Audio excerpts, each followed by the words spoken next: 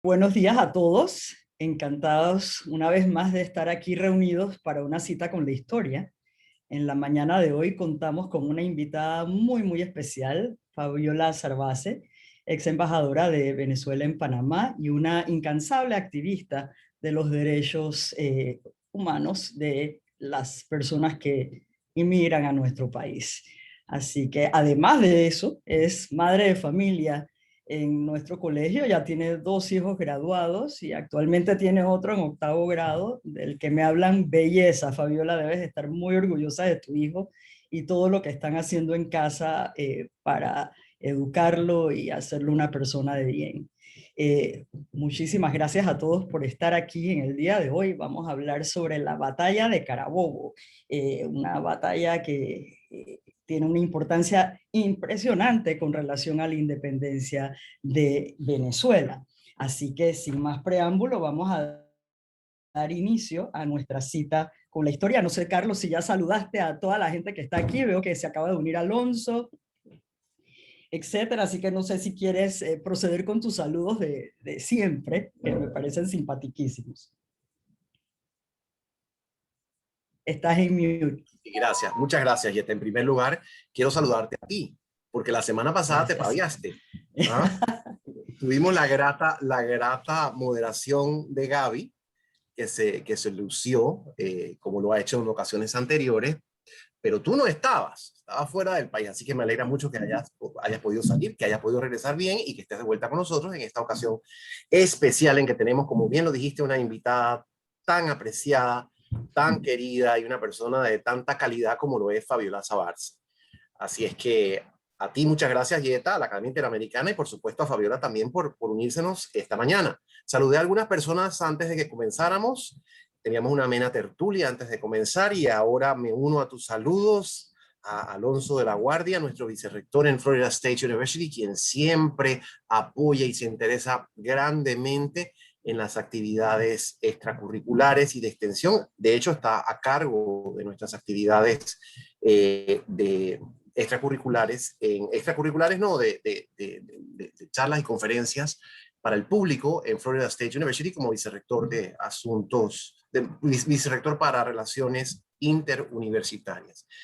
Arreca Chandiramani, gran periodista panameña que se destaca por sus excelentes reportajes, que se acaba de unir. Por allí de Alberto Guerra, amigo y abogado muy correcto y prestigioso de Panamá, a mi pariente Daniel Céspedes, el ingeniero Céspedes, a otras personas que saludé anteriormente también, así que les agradezco muchísimo. Ahí está Sonia Hernández, que también se nos une, compañera de la tertulia, y otras tertulianas están presentes también, así que ya termino con los saludos. Después, al final, quizás saludo un poquito más, pero si no, me demoro eternamente dándolos saludos. Así que por el momento, Mona Lisa se acaba de unir, así que para ella también un saludo cariñoso. Rosabel Venezuela, Gracias. saludos. Ya. Gracias, Carlos. La verdad que esos saludos son muy importantes porque hacen que la gente se sienta parte de esta conversación que tenemos todos los jueves a las 10 de la mañana. Para iniciar con este conversatorio del día de hoy, quisiéramos entender cuáles fueron los bandos que se involucraron en la batalla de Carabobo. Y para eso te pregunto a ti directamente, Carlos. Muchísimas gracias, Yeta. Bueno, básicamente la batalla de Carabobo fue un enfrentamiento entre el bando realista, o sea, el ejército del rey, comandado por el mariscal de campo Miguel de la Torre, y el ejército patriota, comandado por el libertador Simón Bolívar. Como bien lo has mencionado, Yeta, la batalla se libró el 24 de junio de 1821, o sea que en este momento, este día, en estos precisos instantes, conmemoramos el bicentenario de esta batalla, que fue la última gran batalla en territorio venezolano, la última gran batalla. Los realistas quedaron desperdigados, bueno, fueron derrotados, eso en primer lugar. Los realistas fueron derrotados por el ejército libertador, comandado por Bolívar, en primera instancia. En segunda instancia, quedaron algunos reductos realistas o monárquicos en Venezuela, en el lago de Maracaibo, en Puerto Cabello, algunos reductos, pero básicamente la batalla de Carabobo significó el fin de la dominación española en Venezuela. Y además de eso, algo muy importante, permitió que surgiera, de hecho, porque ya de derecho había surgido antes, pero permitió que se pudiera configurar y comenzar a funcionar la República de Colombia.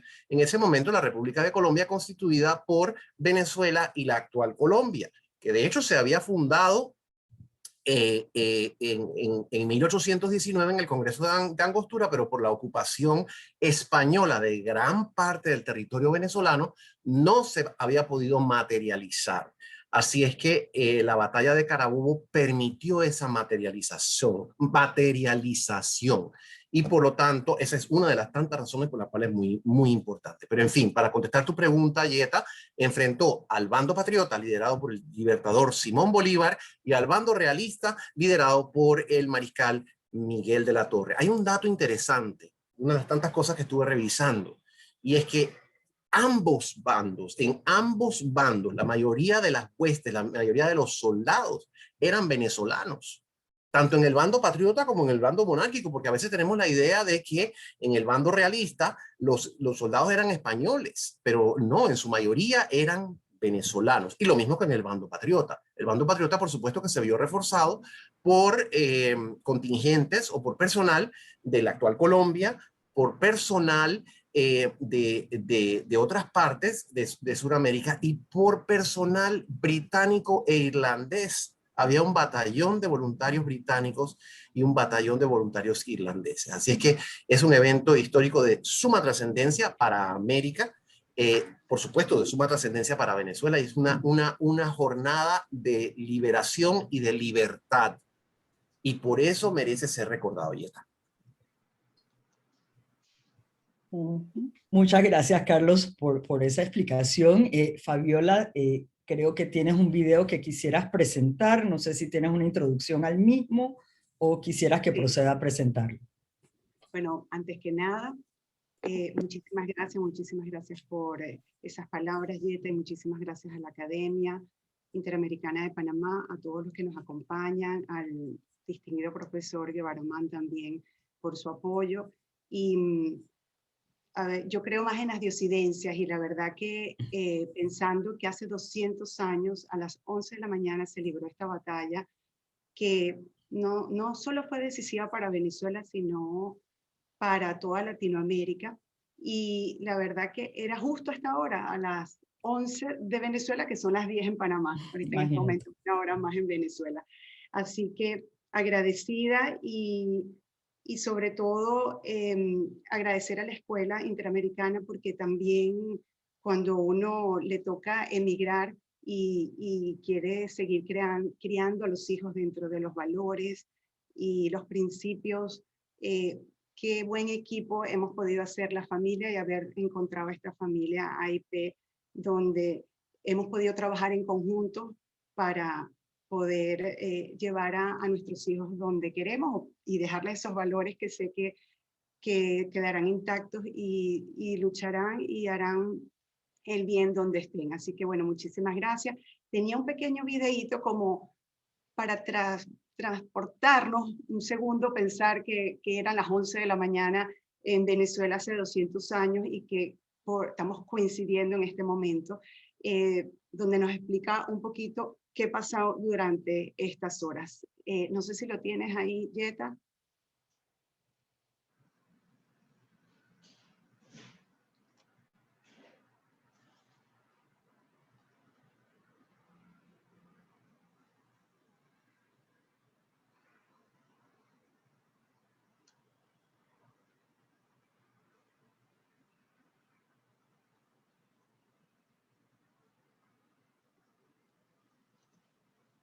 Me dicen que hay que abrirlo directamente en YouTube. A ver.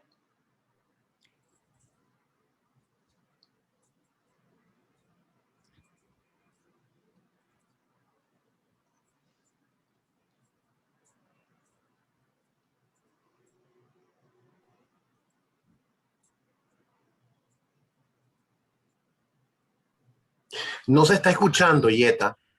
Perdón. ¿Ahora? No se escucha. No se escucha, déjame resolver. Yo estaba poniendo un video así ayer y lo agarré directo al WhatsApp y me dijeron que no, que lo abriera, cerrar y abriera directo de YouTube. Parece que para compartirlo en el Sí, Zoom. ok, dame un segundo. Gracias. No tengo el enlace de Zoom, de YouTube. ¿Lo tienes a mano?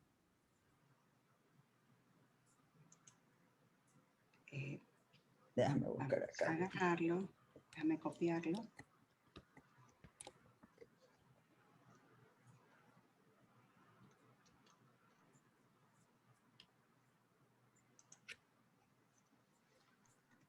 Mientras se consigue el enlace, y yo de verdad que recomiendo que veamos el video porque es muy interesante, yo añadiría algunos pequeñísimos detalles, quizás adelantándome un poquito a lo que será la conversación, pero la batalla de Carabobo, como dije, es uno de los momentos culminantes de la guerra de independencia en América del Sur y especialmente en Venezuela. Esta es una guerra de independencia que comenzó varios años antes. La guerra de independencia comenzó en Venezuela en 1810, o sea que duró 13 años, esencialmente 13 años, y fue una guerra sumamente encarnizada, Voy a volver a caracterizada. tratar, Claro, claro que un sí. momentito, ¿ok? Sí.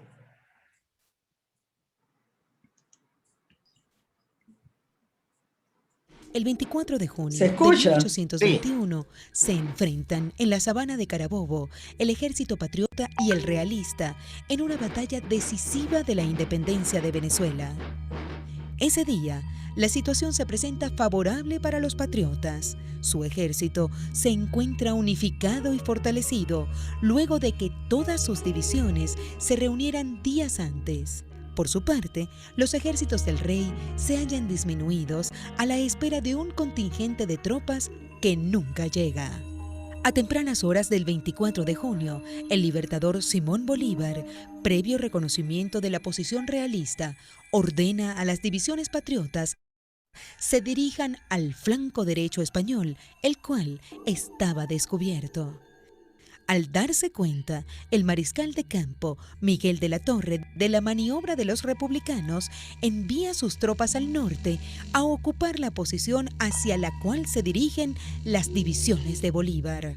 A las 12 del mediodía se enfrentan 4.279 realistas contra 6.500 patriotas.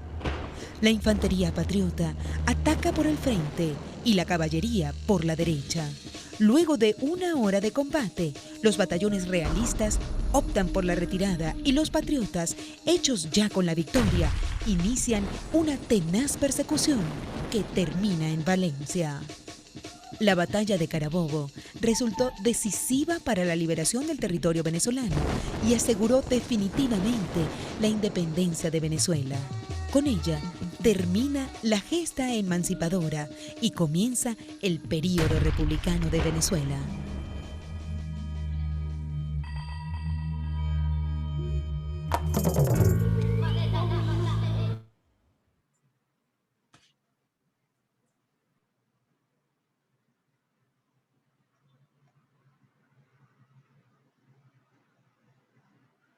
Gracias, Fabiola, por compartir con nosotros ese video y queríamos entender entonces qué eventos conducen a este enfrentamiento. Sí, bueno, ese video para ponernos, como dije antes, como un poco en contexto de lo que se estaba viviendo en este momento hace 200 años. Y podríamos decir que desde el 1819 ya la suerte de la independencia estaba echada, porque la Nueva Granada había sido liberada y Bolívar ya había convocado el famoso Congreso de Angostura, donde aún sin haber logrado la independencia de Venezuela, logra la primera gran hazaña unitaria con la creación de Colombia al unir los departamentos de Nueva Granada y Venezuela en una gran nación.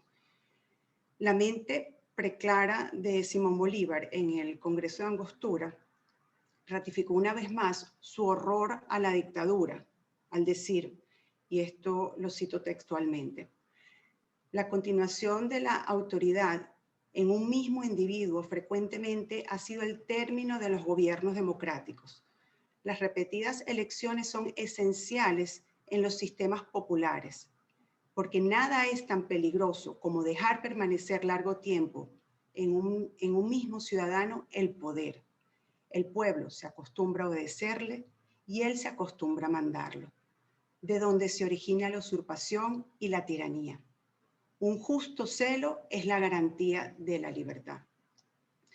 Después podemos ver el 26 de noviembre del siguiente año, de 1820, cuando Bolívar se entrevista en la población de Santa Ana del estado Trujillo con Pablo Morillo, y ambos generales contendientes celebran el tratado de armisticio y regularización de la guerra, que es el primer gran acontecimiento de España a Bolívar como un hombre de Estado a Colombia, y es contraparte de la corona española.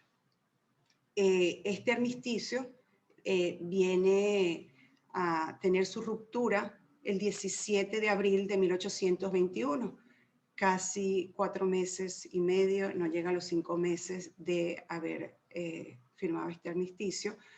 Es cuando se traslada el grueso de las tropas a San Carlos, que era lo que veíamos ahorita en el video, y se van hacia Carabobo, buscando el sitio ideal para esta confrontación definitiva.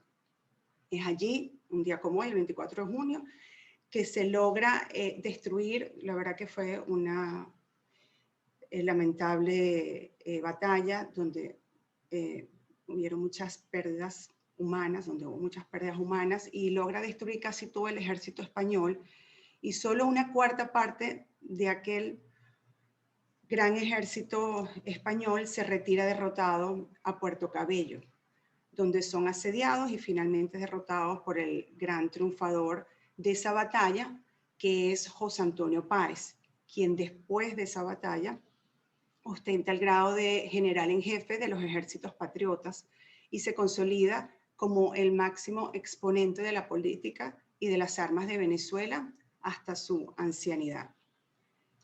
Básicamente esto es lo que antecede a la batalla de Carabobo.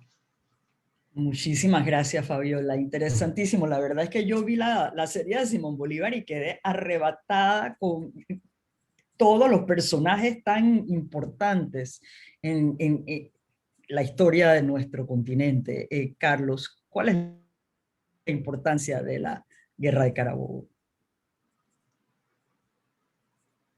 Estás en mí. Gracias. Primero que todo, Yeta, déjame preguntarte, ¿te viste todos los 60 capítulos? Todos. Estaba hooked. O sea, no te puedo explicar. Enamorada y todo. A mí me interesó. Enamorada.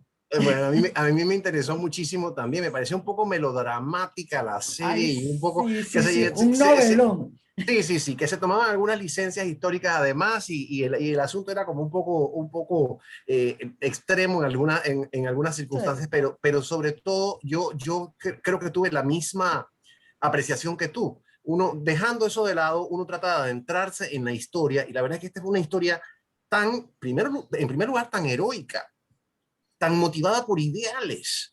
Porque uno se queda preguntando, bueno, esta gente ¿por qué peleaba? ¿Por qué entregaba? ¿Por qué abandonaba todo y pasaba estos páramos? Estos trabajos, estos páramos, haciendo alusión también al páramo de Pisba, que fue una de las grandes hazañas de esa guerra de independencia. Pasaba estos páramos tan horribles. Bueno, seguramente que habría en algunos casos alguna expectativa de compensación o de ganancia económica. Seguramente en algunos casos el botín es parte de todas las guerras, la ganancia económica también es parte de esto es un hecho, no cabe la menor duda. En algunos casos, sobre todo en el de los africanos esclavizados, también estaba un aspecto muy importante, que era la promesa de la libertad. Que se les hacía a ambos bandos, porque recuerden ustedes que yo mencioné que tanto el bando español como el bando americano, el bando patriota, ambos estaban constituidos mayoritariamente por americanos, en el caso de la batalla de Carabobo por venezolanos, y entonces en ambos bandos había promesas de libertad para los esclavos y de mejoramiento económico para otras personas, pero yo creo que no me atrevería a decir que la principal motivación, pero yo creo que una motivación definitivamente importantísima es ese anhelo y esa más que un anhelo, una pasión por la libertad. Y sin duda, esa es la motivación del libertador Simón Bolívar. Yo creo que no cabe la menor duda de que él es un hombre que perdió absolutamente todo, que murió desposeído de todo en Santa Marta, ni siquiera en su país, que no dejaban regresar a su país. Una persona que sacrificó todo en aras de ese ideal de libertad. No quisiera tampoco idealizarlo, porque evidentemente como ser humano tenía sus limitaciones, pero yo creo que también es importante reflexionar en el poder de las ideas y de las convicciones, y sobre todo del amor y del anhelo por la libertad como una fuente motivadora tan importante de las grandes realizaciones a lo largo de la historia. Y yo creo que definitivamente es la gesta independentista americana, es definitivamente un ejemplo de eso. Bien, tú me preguntaste específicamente cuál es la importancia o relevancia. Bien. En primera instancia mencioné algo brevemente y creo que es importante recalcarlo en términos de Venezuela, o sea, para Venezuela fue importantísima la batalla de Carabobo, porque como se la describe y muy bien nos hizo esa descripción Fabiola, es la última gran batalla en territorio venezolano. Y es la batalla que ya sella el final del Imperio Español. Como dije, quedaron algunos reductos por aquí y por allá dispersos. La expulsión definitiva de los españoles de Venezuela se logró en 1823, cuando se da la toma de Puerto Cabello, que quedaba ahí un pequeño reducto. Antes de eso había también un pequeño reducto en las márgenes del lago de Maracaibo, y que fueron derrotados, también expulsados por los patriotas. Pero la última gran batalla fue la batalla de Carabobo. Entonces, la batalla de Carabobo, además, gran triunfo patriota, que como lo dijo Fabiola, me encantó que hiciera esa remembranza del preciso momento. O sea, ahora que estamos en este instante que estamos hablando, ese fue el instante hace 200 años cuando se estaba librando esta batalla, que según el libertador Simón Bolívar duró 45 minutos. Los españoles, creo yo, que para no quedar tan mal, dijeron que había durado 3 horas, para que ellos no quedaran tan mal en los anales de la historia. Pero el libertador dijo que duró 45 minutos y otros dicen que duró algo así como 1 hora. Me imagino que no tendrían un cronómetro, que no lo estarían cronometrando, pero evidentemente fue una batalla corta.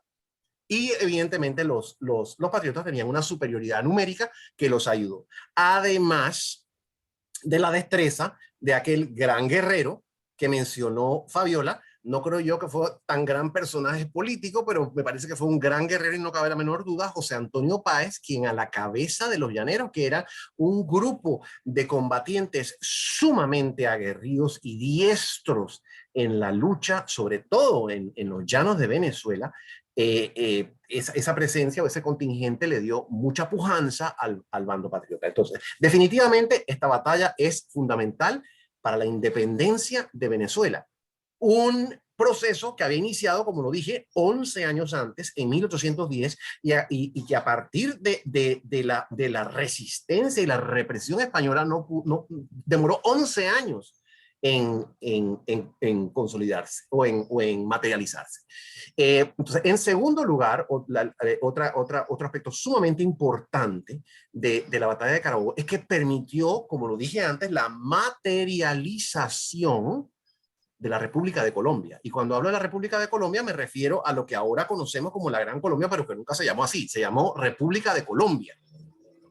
Esa República de Colombia fue fundada, como nos lo recordó Fabiola, en Angostura. Angostura tenía un nombre en esa época muchísimo más largo, era algo así como Santo Tomás de la Angostura del río Orinoco, de no sé qué y no sé cuánto. Y de todo eso lo redujeron eventualmente a Ciudad Bolívar, mucho después que había muerto el libertador. Pero allí fue que se fundó la República de Colombia. Pero esa era una república que había sido fundada en papel. Ya se había logrado la liberación en 1819, como lo dijo Fabiola, ya se había logrado la liberación de parte del territorio colombiano. Recordemos que la batalla de Boyacá en agosto de 1819 ya se había librado y los patriotas habían logrado derrotar a los realistas, pero los realistas todavía quedaban en posesión de algunas, quedaban desperdigados por allí, estaban en la costa de Colombia y tenían una presencia importante en Venezuela. Así es que al sacarlos de Venezuela, al derrotarlos en Carabobo, se hizo posible la materialización de la República de Colombia. Y la República de Colombia eventualmente abarcó a Panamá, porque por nuestra propia voluntad, nuestros próceres de 1921, actuando motu proprio, abrazaron este gran proyecto republicano liderado por el libertador Simón Bolívar, y el año siguiente se pudieron unir los ecuatorianos después de la derrota de los realistas en Pichincha, la batalla de Pichincha en 1822. Así que la batalla de Carabobo fue instrumental en permitir la materialización de este primer gran experimento republicano.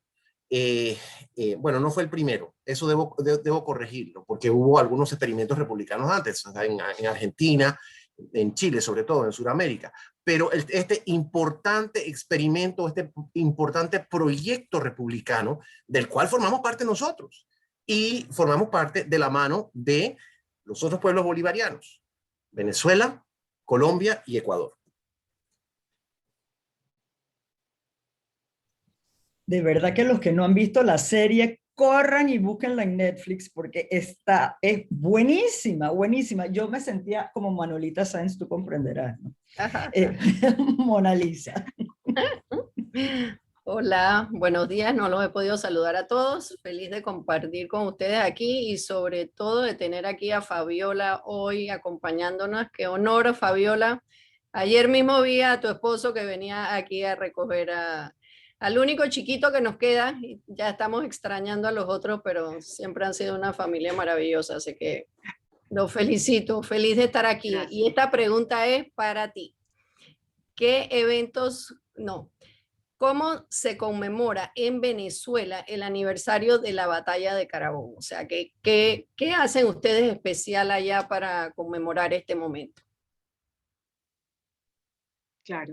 Bueno, Mona Lisa, gracias por tus palabras y bueno, te envío un gran abrazo y bueno, como ya he dicho anteriormente, agradeciendo a la academia que hemos podido en equipo continuar esta labor que nos toca a los papás de criar a los hijos y qué mejor espacio y qué más identificada me siento que con la academia, súper agradecida.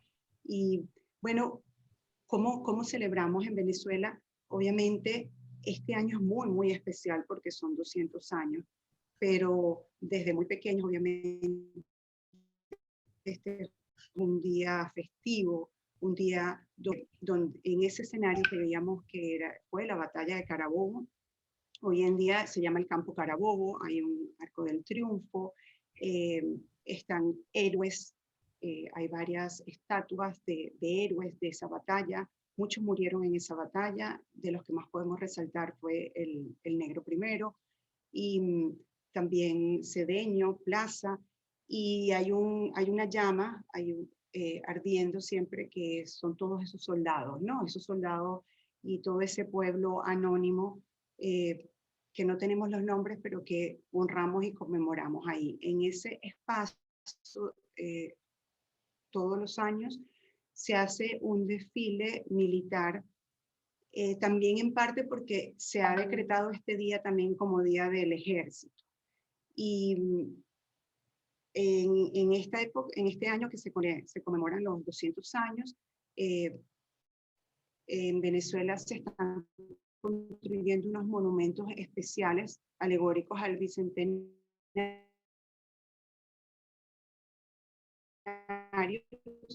y se están haciendo réplicas para recordar una fecha tan importante para todos, ¿no? Y bueno, lo mismo hacemos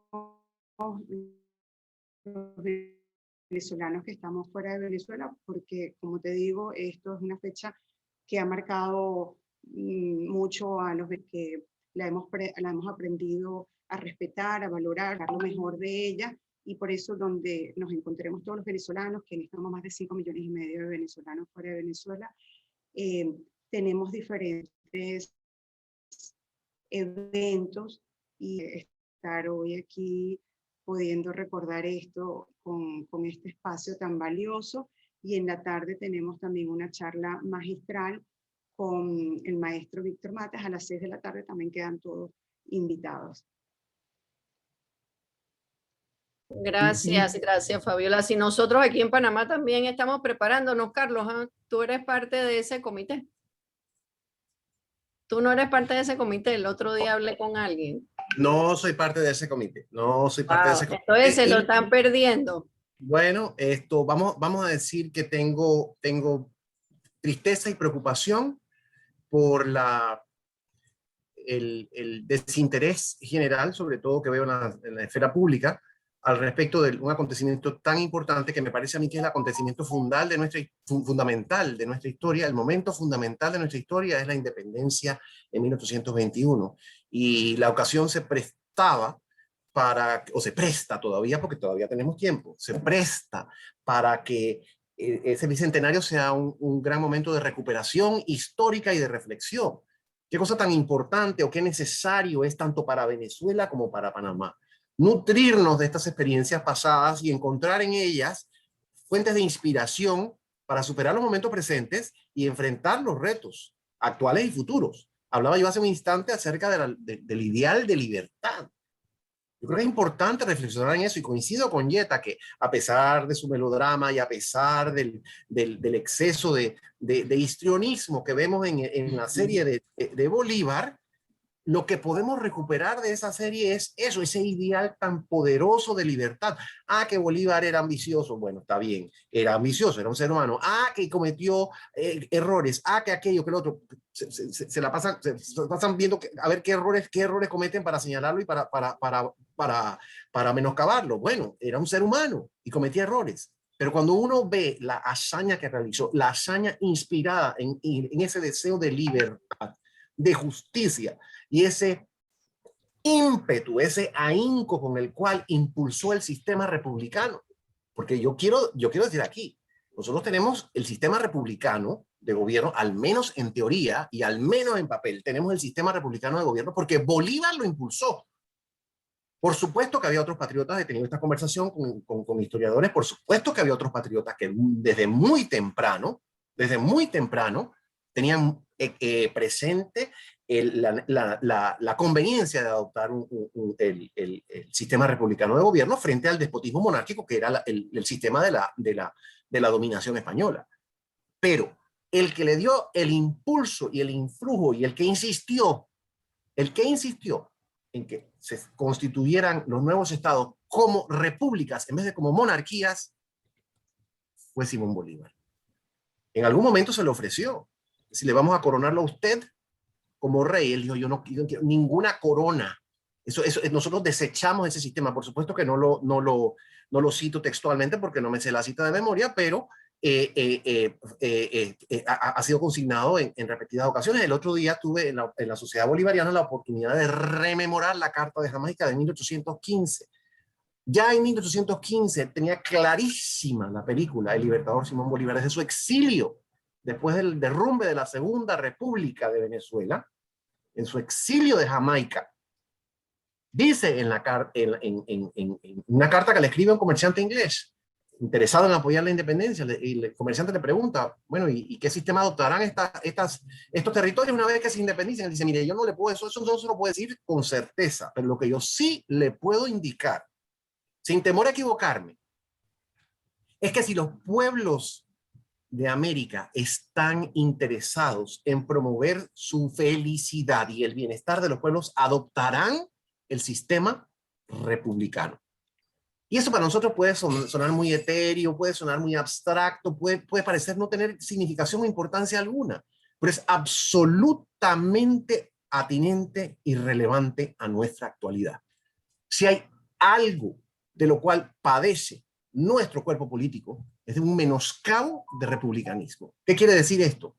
Pues el sistema republicano es un sistema basado en la división de poderes para impedir, para prevenir la opresión.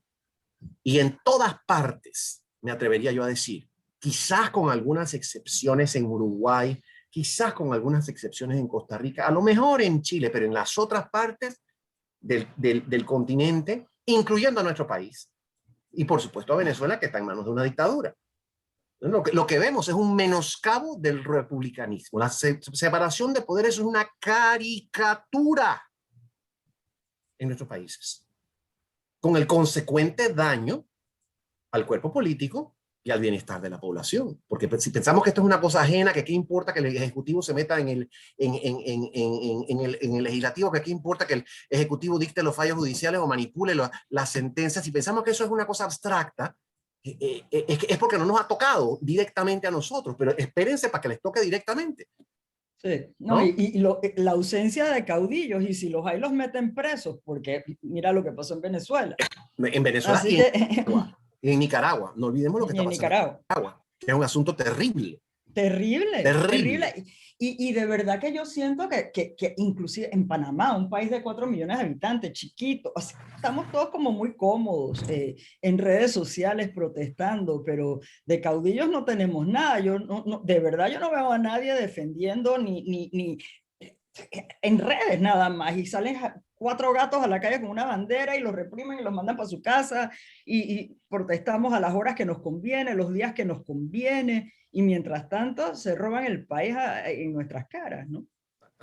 Exactamente. Entonces me gusta recordar eso. Si hay algo de lo que sufrimos, es de un menoscabo del sistema republicano, con su principio de separación de poderes y con su principio también de gobierno de los ciudadanos a través de representantes.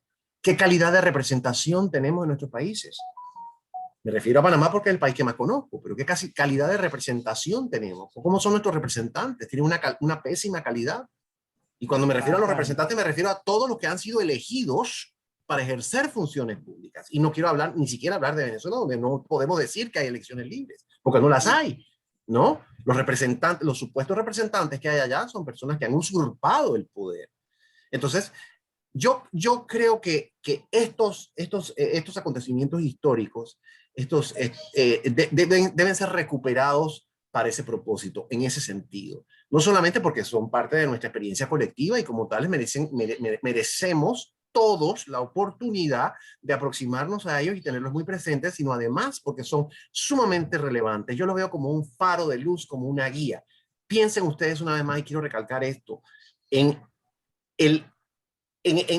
esa motivación tan fuerte, tan poderosa a partir de una idea, la idea de la libertad, la idea de que la libertad es el principio rector de la vida política y de la vida de los pueblos, que animó a estos hombres a hacer sacrificios incalificables para lograr un sistema de gobierno que materializara y realizara la libertad.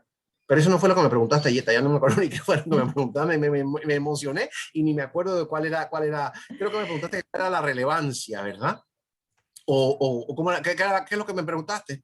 Sí, ¿qué relevancia tuvo para Panamá la batalla de Carabobo? Para Panamá. Creo que es importante ya para... Sí, muy importante, muy importante. Quiero acotar eso para Panamá, si me lo permiten.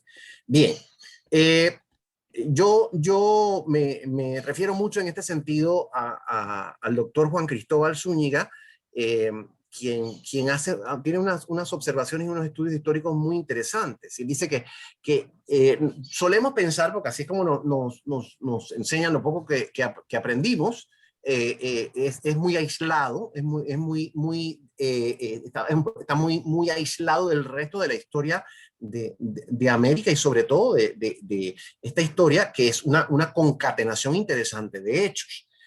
El año de 1821 es un año fundamental en este proceso de establecimiento de este proceso de instauración del sistema republicano en América.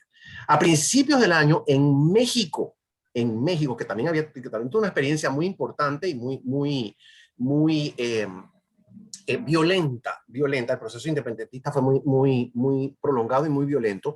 A principios del año, en marzo, se proclama definitivamente se proclama la independencia de México y ese proceso ya culmina en septiembre de 1821, pero en marzo ya se acuerda y el ejército parte desde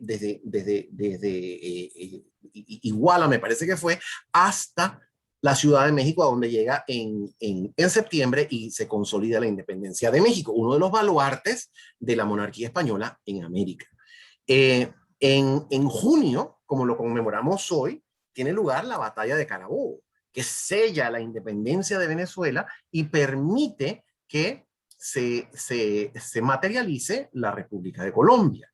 En agosto, la República de Colombia dicta su primera constitución, que es la primera constitución panameña también, Yeta. O sea, perdón, no panameña, no, la primera constitución republicana, la primera constitución republicana que rige en Panamá. Primera constitución republicana que rige en Panamá, la constitución de Cúcuta, adoptada en agosto de 1821 en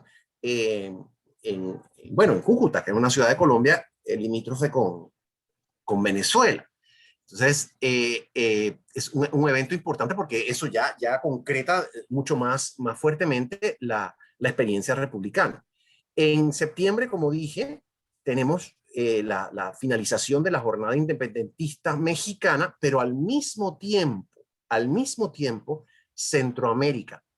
Perdón, me brinqué algo muy importante. Disculpen ustedes. Después de la batalla de Carabobo en julio, el libertador José de San Martín entra en Lima y proclama la independencia del Perú en el 28 de julio de 1821. Discúlpenme, y por ahí me parece que está Pedro Bravo, a quien saludo cordialmente, Pedro Bravo de la Embajada del Perú, así que lo saludo cordialmente y le pido disculpas por haber omitido ese eslabón tan importante en esta cadena de acontecimientos que marcan nuestra ruta hacia la independencia. Entonces, en junio 24, Carabobo, julio 28, la independencia del Perú. El Perú no quedó totalmente liberado porque el virrey salió y se fue a Cusco y eventualmente las fuerzas patriotas y las fuerzas realistas se enfrentan más adelante, en 1824, en la batalla de Ayacucho.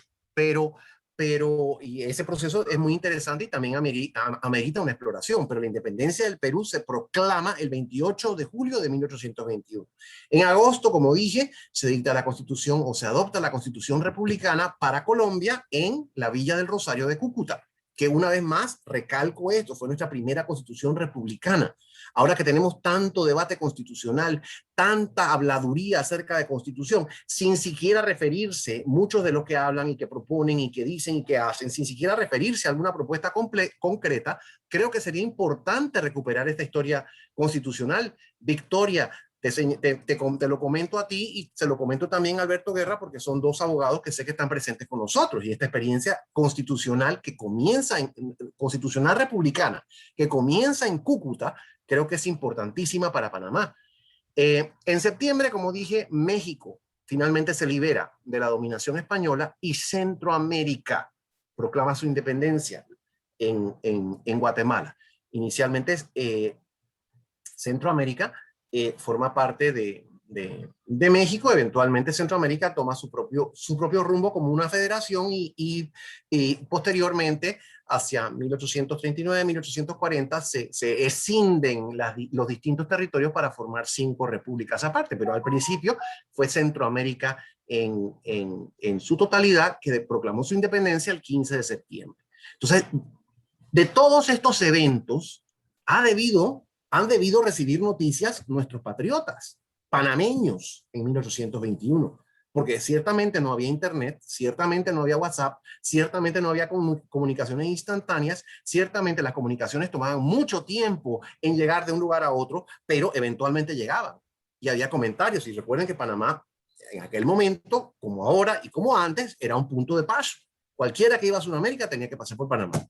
Y cualquiera que venía de Sudamérica para ir para otra parte tenía que pasar por Panamá. Panamá en ese momento estaba sujeto a la dominación española. Panamá, hacia finales de 1821, tenía como comandante y como gobernador a un general español, el general Murgión, quien después, habiendo tenido noticias de la victoria patriota en Carabobo, se va para el Ecuador porque sabe que la próxima gran batalla, como en efecto fue así, la próxima gran batalla se iba a librar en Ecuador. Así que se va para el Ecuador con un contingente de tropas realistas que estaba aquí en Panamá. ¿Y a quién deja a cargo? Como que no había nadie más y dice, bueno, el coronel Fábrega. Hablamos hace algunos meses de José de Fábrega en esta cita con la historia. Entonces, el coronel José de Fábrega, panameño, era realista, era integrante del ejército realista, pero es el coronel Fábrega quien eventualmente el 28 de noviembre proclama junto con el Cabildo de Panamá la independencia de Panamá de España y su unión a la República de Colombia. La independencia de Panamá, como sabemos, comenzó en el interior. Eso también lo vimos aquí en la cita con la historia que tuvo que ver con Azuero y la independencia de Panamá, y la cita que tuvo que ver con Coclé y la independencia de Panamá. Entonces sabemos que en ese eje de la alcaldía mayor de Natá, que abarcaba Natá y las actuales provincias de Herrera y Los Santos, allí se fue cocinando la independencia, ese movimiento independentista y esa pasión por la libertad fue inflamando los corazones de los patriotas santeños y de esa parte. Y de allí vino el movimiento, pero ellos evidentemente tenían conocimiento de estos otros eventos porque en el acta de independencia de la Villa de los Santos de 10 de noviembre de 1821 señalan y dejan escrito su deseo, su aspiración, su determinación, más que deseo y aspiración, su determinación de formar parte de la República de Colombia. La República de Colombia, que precisamente, como nos lo recordó Fabiola, había sido fundada en 1819 por el libertador Simón Bolívar en Angostura y que se pudo concretar gracias a la batalla de Carabobo, que obtuvo su forma la batalla de Carabobo que conmemoramos hoy, que obtuvo su forma jurídica más acabada en la Constitución de Cúcuta de agosto. Entonces lo que dice el doctor Zúñiga me parece a mí muy acertado. Los patriotas panameños no es que actuaban en un vacío y que no tenían ningún conocimiento de nada. Por supuesto que sabían que hacia el sur había todos estos movimientos independentistas, que hacia el norte también, hacia el oeste y hacia el norte, pues en México y Centroamérica también había todos estos eventos y que Panamá no se podía quedar fuera de ellos, aislada de ellos. Además que estaban inflamados por ese deseo de libertad. También lo vemos sobre todo en el acta de la Villa de los Santos, que es un documento histórico sumamente importante, muy breve, pero que merece una recuperación y una puesta en valor. Así es que yo creo, Yeta, que definitivamente la batalla de Carabobo es un evento que merece ser explorado, no solamente por su valor para Venezuela, un país hoy sometido a una dictadura, no solamente para esa gran entidad que se llamó la República de Colombia, que hoy conocemos como la Gran Colombia, sino para nosotros también, porque nosotros formamos parte de ese experimento y nuestra vida republicana se inició gracias a esos eventos que es importante recuperar y explorar con motivo del bicentenario de nuestra independencia y en todo momento, por supuesto, pero sobre todo en estos momentos, Yeta. Gracias, Carlos. Como siempre, muy interesante. Como dijo Yeta, yo también vi la serie de Bolívar y es interesantísimo todo lo que dices y revivir todo eso. Y como siempre digo, también se nota de dónde venimos. O sea, de lo que carecíamos en ese momento, creo que todavía carecemos hoy en día y es algo que debemos seguir trabajando constantemente. Pero creo que igual que antes, siempre nos gusta tener preguntas y comentarios de todos los que están aquí para poder nutrirnos aún más de Fabiola y de Carlos, que lo tenemos aquí hoy compartiendo todos sus conocimientos con nosotros. Así es que cualquiera que quiera comentar algo, que tenga alguna duda, que quiera ampliar los conocimientos de alguna forma, aquí voy a leer un par de comentarios. Uno que es de Rosabel Vergara, que ya Carlos la saludó, que dice: felicidades a nuestros expositores de lujo, Carlos y Fabiola, por brindarnos tanta información y mantener viva la importancia de un hecho histórico como fue la batalla de Carabobo. Muchos aplausos. Y Pedro Bravo nos dice, para nada, mi estimado Carlos, muchas gracias, es espectacular. No has aburrido a nadie, Carlos. Yo quisiera aprovechar que tenemos a Fabiola en este foro la mañana de hoy para que preguntarte un poquitito acerca de cuál es tu opinión sobre el futuro inmediato de Venezuela. ¿Cómo ves tú que se van a desarrollar las cosas allá y qué podemos nosotros esperar de un país tan importante como ese en nuestro continente? Claro, no, y muy oportuna tu pregunta, porque días como hoy nos hacen recordar esta grandiosa hazaña, como lo que ocurre hace 200 años, un 24 de junio, es el resultado de la genial paciencia y constancia de Simón Bolívar y de todos los que lo rodeaban, como decía el profesor Guevara Mann, el espíritu que invadía a todos los ciudadanos, esa sed de libertad estaba por encima de todo. Y más que seguir mirando hacia atrás, recordar que esa experiencia del pasado, esa épica, ese honor, vale honrarlo hoy más que nunca en los pueblos de América, porque Bolívar era un visionario, era extremadamente optimista. Uno veía que después de cada derrota y pérdida de la Primera, la Segunda República, venía el manifiesto de Cartagena, venía la maravillosa carta de Jamaica, donde redacta con total claridad y hace un análisis sociológico de nuestro pueblo y confirma casi en exactitud delirante, para tener esa claridad en esos tiempos, la idea de confederación de los pueblos americanos. Y tenía inclusive esta visión de Panamá, como nombraba el profesor Guevara Mann, lo que concreta una vez en el poder para convocar en 1824 el famoso Congreso Anfictiónico de Panamá. Y precisamente ese optimismo, esa sed de lucha por la libertad, tiene que estar más vigente que nunca hoy en día en los venezolanos y en todos los pueblos de América, y estando aquí en Panamá, como lo visualizaba Simón Bolívar, ser esta cuna del Congreso Anfictiónico, ser esta unión de todos los países para poder fortalecernos en la diplomacia y poder ser una región que unida pueda salir adelante y luchar contra esas desigualdades y contra estas tiranías. Pues me queda resaltar esos valores, saber que está muy intrínseco no solamente en los venezolanos, sino en cada ciudadano de nosotros, de la América toda. Creo que tenemos que seguir conmemorando y recordando estas grandes hazañas para llenarnos de ese optimismo y ese valor, en esa constancia y en perseverar. Bolívar decía, Dios concede la victoria a la constancia. Y eso es lo que nos toca hoy en día a los venezolanos.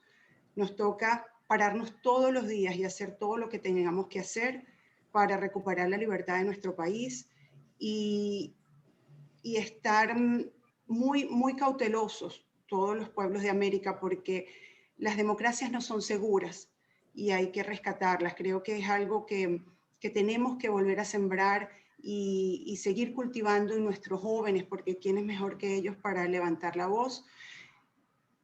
Y ese es el futuro de Venezuela. Sigue muy complicado, son momentos muy duros que se siguen viviendo. Hay una violación constante de derechos humanos ya sustentada y reportada en las Naciones Unidas, en la Comisión de Derechos Humanos. Tenemos la comisión, la Fact Finding Mission, donde reportan los casos con víctimas. Estamos en la Corte Penal Internacional avanzando con un juicio contra la dictadura, con nombre y apellido, con toda la cadena de mando. La justicia internacional llega, quizás se tarda, pero siempre llega. Así que estamos haciendo todo el trabajo que se puede hacer desde los diferentes ámbitos que nos encontramos. También nos toca la tarea de tener que atender ese pueblo venezolano que, bien lo decías tú, Yeta, cuando pasó el páramo, salió descalzo, con lo que tenían, simplemente con un corazón muy grande, con una voluntad muy grande de querer libertar también a las Américas. Entonces, hoy en día ese pueblo sale caminando, uno ve que hacen grandes recorridos desde Venezuela hasta, bueno, Perú, que está Pedro aquí. Bueno, en Colombia tenemos 1.800.000 venezolanos, en Perú casi 1.200.000 y siguen inclusive hacia Chile. Y precisamente esa hermandad en este momento, mientras recuperamos la libertad de Venezuela, donde se puedan dar las condiciones para poder seguir en nuestro país y podamos retornar finalmente. Mientras tanto, bueno, tenemos nuestros pueblos hermanos y afortunadamente a mí me tocó, y aquí estoy en Panamá, y la verdad que lo agradezco y lo bendigo todos los días, porque le contaba yo en estos días al profesor Garamán que somos iguales, somos lo mismo, compartimos como fechas como esta, y por eso esa gran visión de Simón Bolívar, que también tenía con la América toda y con Panamá. Así que el futuro de Venezuela, me baso precisamente en ese espíritu de nuestros libertadores, de Simón Bolívar. Soy optimista, juro que se ve y se conseguir, vamos a la propia historia. Lo que siempre resalto es que cada quien siempre le toca jugar un papel importante. A veces no lo visualiza, pero todos tenemos un granito de arena que dar. Y lo importante es estar del lado correcto de la historia. Todo es un proceso, nada pasa, todo lo que estamos leyendo, todo lo que estamos conversando el día de hoy, fueron procesos muy largos. Bien lo decía el profesor, fueron 11 años para poder conseguir poder hacer la libertad de Venezuela. Fueron 472 batallas, repúblicas que se perdieron y muchas vidas humanas que se perdieron, pero se logra, todo se logra, y eso es lo que nos toca históricamente hacer a cada uno, todos los días aportar desde donde estemos para recuperar la libertad de nuestros pueblos y para conservarla, cuidarla, trabajarla. Muchas gracias, Fabiola, por esa reflexión. La verdad es que en Panamá siempre nos dicen vamos a terminar como Venezuela si no hacemos algo. ¿Cómo lo ves tú? ¿Tú piensas que si no hacemos algo vamos a terminar como tu querido país?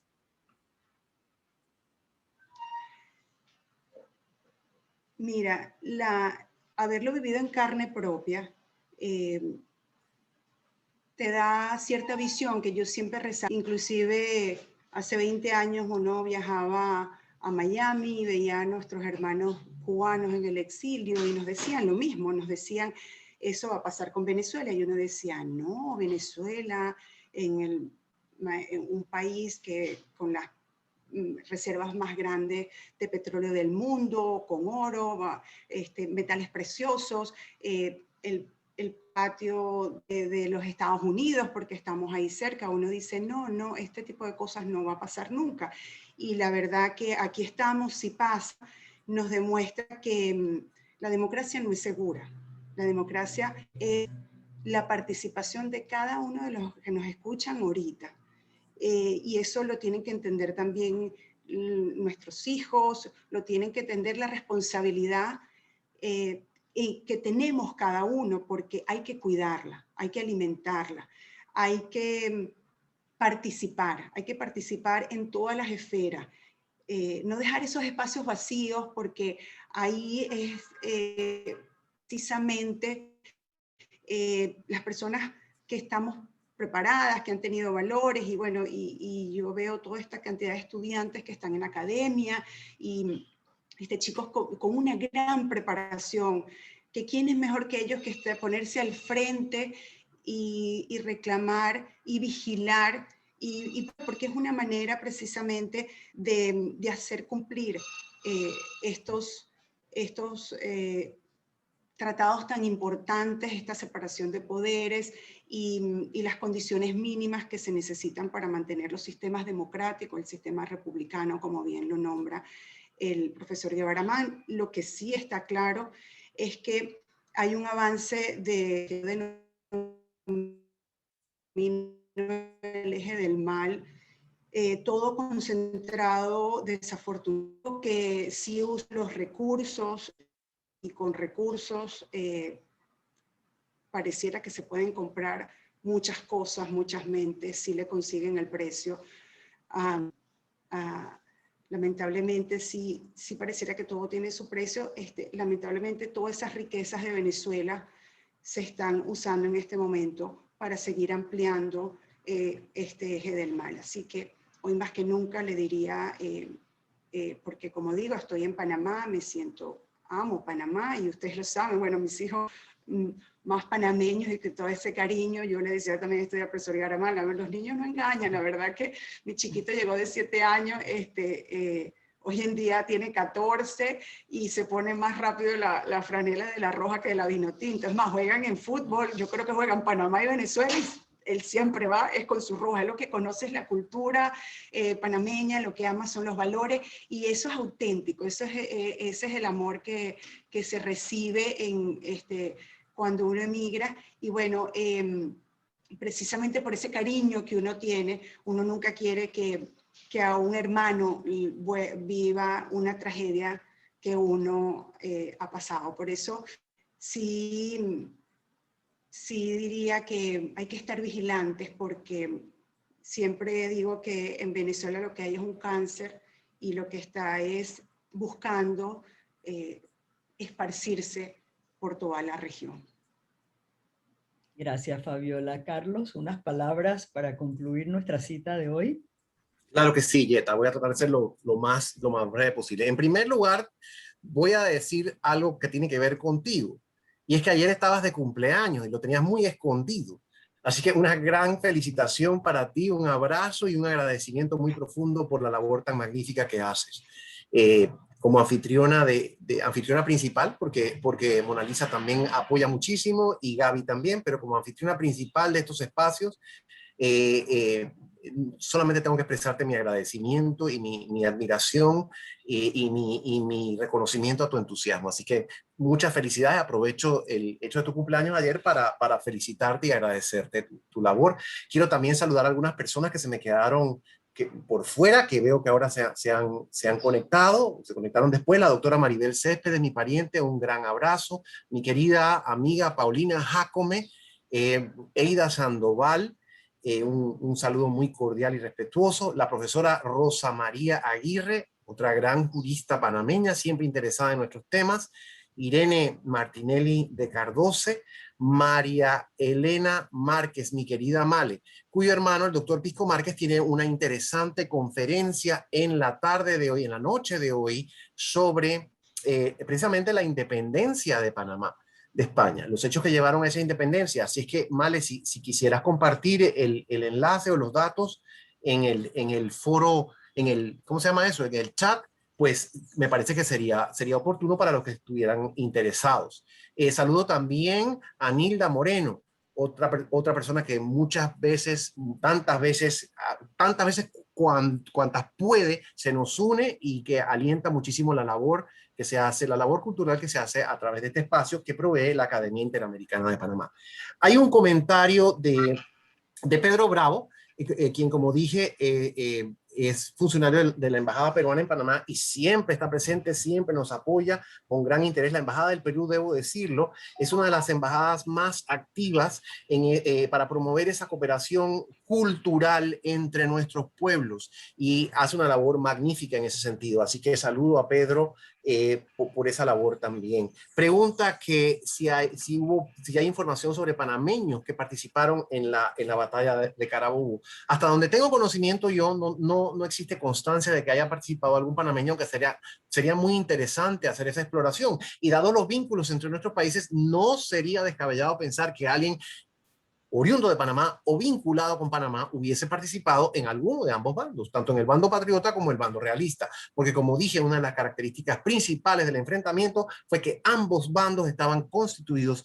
mayoritariamente por americanos. Principalmente venezolanos, por supuesto, pero de otras partes también. Donde sí consta que hubo participación de panameños fue en las batallas del Ecuador y del Perú. En las batallas de Junín y Ayacucho. Allí se destacaron el panameño Gregorio Miró, oriundo de Penonomé, y por supuesto Tomás Herrera. Tomás Herrera, que inició su vida pública como militar, inicialmente en Panamá, luego se unió al Ejército Patriota, tuvo una destacada carrera sobre todo en las batallas del Perú, Junín y Ayacucho, y después en Bolivia, y que una vez, y que de vuelta a Panamá en la década de 1830 tuvo una vida pública destacadísima hasta convertirse en nuestro primer presidente. Cuando me preguntan a mí quién fue el primer presidente de Panamá, yo digo Tomás Herrera, porque fue el presidente del Estado del Istmo, en nuestra primera república, en 1840-1841, que algunos se dan a la tarea de denigrar. Hace tan poco tiempo como ayer o antes de ayer, alguien en un comentario en Twitter, a un anónimo, porque encima son anónimos, cosa que me parece repugnante, porque uno cuando participa en el ámbito público, en el espacio público, debe dar la cara, digo yo siempre, ¿no? Pero hay gente que se escuda en el anonimato para decir toda clase de oprobios y de comentarios denigrantes, y sobre todo para falsear o manipular o tergiversar la historia. Entonces, yo creo que es importante que eso lo tengamos presente. Entonces, los panameños sí tuvieron participación en las guerras independentistas, sobre todo en su etapa final en el Ecuador y en el Perú. Habría que hacer esa labor de recuperación para explorar entre los combatientes de Carabobo si hubiese algún panameño o alguien con vínculos con Panamá. Yo quisiera, Yeta, nada más que para terminar, porque sé que el tiempo ya se nos acabó, rescatar dos elementos importantes que ha traído a la conversación Fabiola, a quien agradezco nuevamente su participación esta mañana. En primer lugar, fue una lucha prolongada. Fabiola habló de una lucha que demoró 11, 12, 13 años, en realidad desde la fundación desde la constitución de la Junta de Caracas en 1810 hasta 1823, cuando se logra la expulsión expulsión final de los españoles, de los militares españoles de Venezuela, transcurren 13 años. Pero si estudiamos la gesta independentista, en realidad fue Venezuela el primer país de Hispanoamérica que tuvo una intentona independentista. En 1797, el alzamiento de Gual y España. Esos eran los apellidos de los señores que en 1797 intentaron independizar a Venezuela. Mucho antes que cualquier otro territorio español. Después de Estados Unidos, obviamente, en América, y después de Haití. Haití, la primera república de América Latina, 1804. Y ellos venían ya con un proceso que inició desde 1791. Pero en América Hispana, Venezuela fue el primero. Después, la incursión de Francisco de Miranda en 1806, que también intenta y fracasa. O sea que lo que ha dicho Fabiola es muy importante. Es el carácter tan prolongado de esta gesta independentista. Pero al mismo tiempo eso va acompañado del otro aspecto que me gustaría destacar, y es esa otra virtud que señaló y que era una característica del libertador Simón Bolívar: la constancia, la perseverancia. Yo no me puedo imaginar una persona que haya sufrido más desengaños, más desilusiones, más golpes de todo tipo que el libertador Simón Bolívar. Tuvo una vida trágica. Pierde a su padre siendo muy niño, eventualmente pierde a su madre, le toca a pesar de que pertenecía a una familia a una familia muy acaudalada, le toca sufrir unas privaciones emocionales tremendas. Se casa muy enamorado y pierde a su mujer a los pocos meses.